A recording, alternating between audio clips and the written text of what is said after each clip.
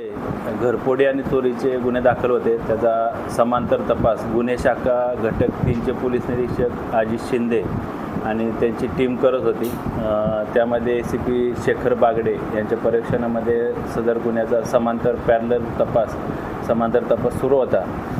त्यामध्ये एकूण 40 गुन्हे उघडकीस आलेले आहेत। 40 गुन्ह्यामध्ये अद्यापर्यंत 4 आरोपींना अटक करण्यात आलेली आहे। त्यांच्याकडून एकूण जवळपास 39 लाखाचा मुद्देमाल, ज्यामध्ये सोना चांदीचे दागिने, रोख रक्कम आणि वाहने असा मुद्देमाल जप्त करण्यात आलेला आहे।